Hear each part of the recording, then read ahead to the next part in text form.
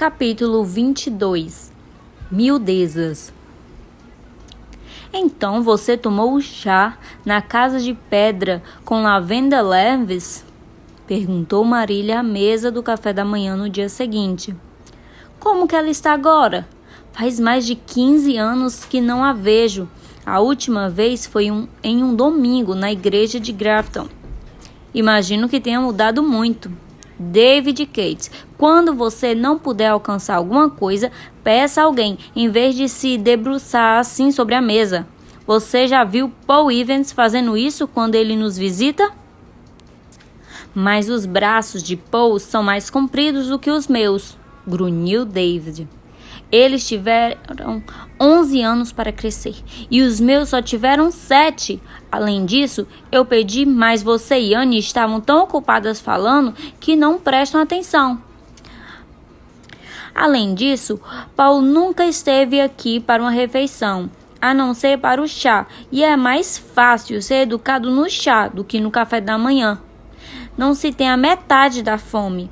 O tempo entre o jantar e o café da manhã é terrivelmente longo. Ora, Anne, esta colherinha não está nem um pouco maior do que o do ano passado, e eu estou muito maior. Obviamente, eu não sei como a senhorita Lavender costumava ser, mas, por algum motivo, não acredito que ela tenha mudado muito, disse Anne, depois de ter servido a David 2 colheres bem cheias do xarope de boldo para apaziguá-lo. O cabelo dela está branco como a neve, mas o rosto é vivaz e quase juvenil, e ela tem os mais doces olhos castanhos, um belo matriz de castanhos, como a lenha com pequenos raios dourados. E a voz me faz pensar em cetim branco, águas correndo e sinos de fada, todos misturados. Ela era conhecida por sua beleza quando era moça, disse Marília. Eu nunca a conheci muito bem, mas gostei dela pelo pouco que vi. Mesmo naquela época, as pessoas a consideravam peculiar. David, se eu pegar você aprontando mais uma traquinagem, terá de esperar até que todos tenham terminado antes de poder comer, como fazem os franceses. A maioria das conversas entre Anne e Marília na presença dos gêmeos eram pontuadas por essas repreensões dirigidas a David. É triste relatar que, nessa ocasião, David não foi capaz de consumir as últimas gotas do xarope com a colher e resolveu a dificuldade erguendo o prato com as 2 mãos e passando a língua. Anne o encarou de maneira tão horrorizada que o pequeno pecador ficou vermelho e disse, meio envergonhado, meio desconfiado: Desse jeito não há desperdício. As pessoas que são diferentes das demais sempre são consideradas peculiares, disse Anne. E a senhorita Lavender é diferente, com certeza, embora seja difícil identificar com precisão essa diferença. Talvez seja porque ela é uma daquelas pessoas que nunca envelhecem. Uma pessoa pode envelhecer junto com toda a sua geração, respondeu Marília, um pouco descuidada. Senão, acaba não se encaixando em lugar algum. Até onde sei, Lavender Levis distanciou-se de tudo. Ela vive há tanto tempo naquele lugar afastado que todos a esqueceram. Aquela casa de pedra é uma das mais antigas da ilha. O velho Sr. Levis a construiu 80 anos atrás, quando veio da Inglaterra. David, pare de sacudir os cotovelos de Dora. Eu vi você. Não tente se fazer de inocente, porque você está se comportando assim nessa manhã. Talvez eu tenha levantado do lado errado da cama, sugeriu David. Myrtle Bartle disse que, se isso acontece, as coisas dão errado para você o dia inteiro. Foi a avó dele quem contou isso. Mas qual é o lado certo? E o que se deve fazer se a cama estiver contra a parede? Quero saber. Sempre me perguntei o que deu de errado entre Steven Even e Lavender Levis, continuou Marília, ignorando David. Tenho certeza de que eles estavam comprometidos há 25 anos, mas de repente tudo acabou. Não sei qual foi o problema, mas deve ter sido algo terrível, pois ele foi embora para os Estados Unidos e nunca mais voltou.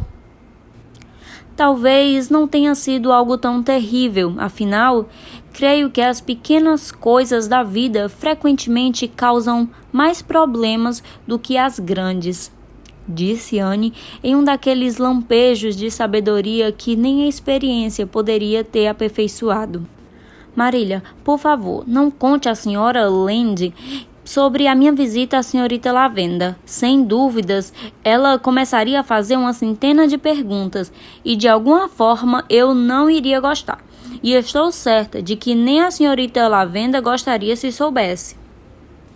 Atrevo-me a dizer que Raquel ficaria curiosa, admitiu Marília.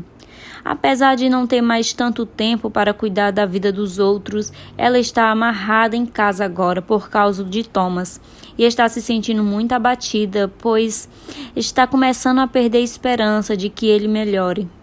Raquel ficará muito solitária se algo acontecer a ele, já que todos os filhos estão morando no oeste, exceto Elisa, que está na cidade, e ela nem gosta do marido dela. Os pronomes de Maria caluniavam Elisa, que era muito afeiçoada ao marido. Raquel diz que, se ele ao menos se esforçasse e tivesse vontade própria, ficaria melhor. Mas de que adianta pedir uma água viva para sentar direito? Continuou Marília.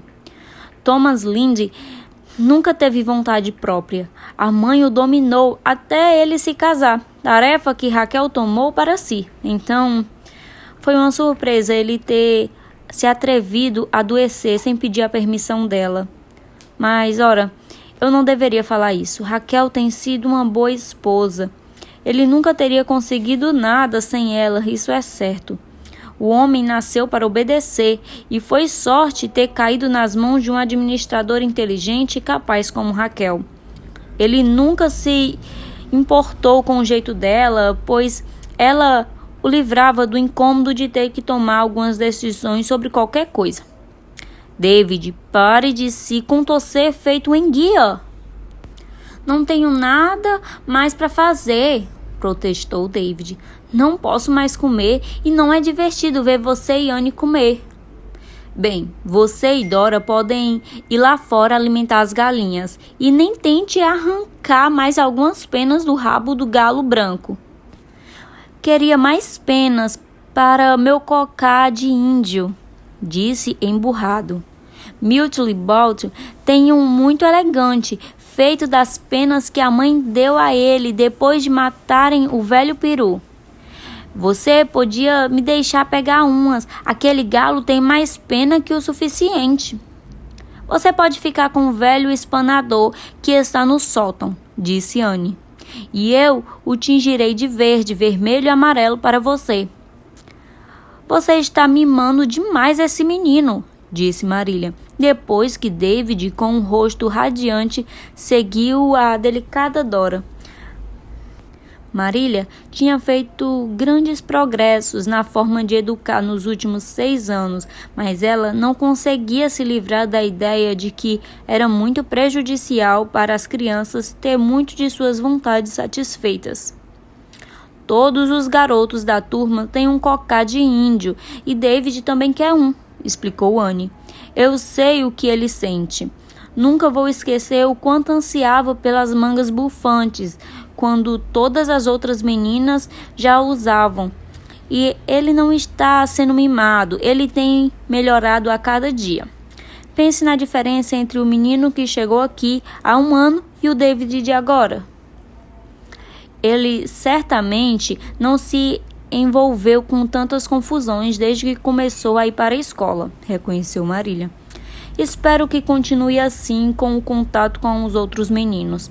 Mas é estranho que não tenhamos notícias de Rickard Kate. Nenhuma palavra desde maio. Tenho medo de receber notícias dele. suspirou Anne, começando a lavar a louça. Se chegar uma carta, ficarei com receio de abri-la, pois medo de que ele nos diga para mandar os gêmeos. Um mês depois, uma carta realmente chegou. Mas não era de Richard Kate, era de um amigo dele, que escreveu avisando que ele tinha morrido de tuberculose 15 dias antes. O autor da carta era um executor do seu testamento, que deixava a quantia de $2.000 para a senhorita Marília Couplet, como guardiã de David e Dora, até que eles atingissem a maioridade ou se casarem. Nesse meio tempo, os juros deveriam ser usados para suprir as necessidades dos irmãos. Parece horrível alegrar-se com algo relacionado à morte, disse Anne tacitudamente. Sinto muito pelo pobre Sr. Kate, mas estou contente porque vamos ficar com gêmeos. O dinheiro vai nos ajudar muito, comentou a prática Marília. Eu queria ficar com eles, mas não sabia como conseguiria mantê-los, especialmente quando crescessem. O aluguel da fazenda não dá mais do que para a manutenção da casa, e eu estava decidida a não gastar nenhum centavo do seu dinheiro com eles. Você já faz muito por esses dois. Dora não precisava daquele chapéu novo que você comprou, não mais do que um gato precisa de 2 caudas. Mas agora tudo se resolveu e o futuro dele já está garantido.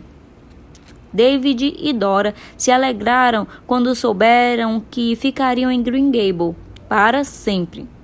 A morte de um tio a quem nunca tinham conhecido não pesava nem por um momento na balança contra esse fato. Mas Dora tinha uma inquietação.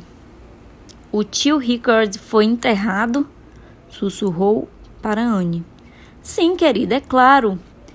Ele não é como o tio Mirabel Corton, é? Perguntou em um sussurro ainda mais agitado. Ele não vai andar pela casa depois de ter sido enterrado, vai, Anne?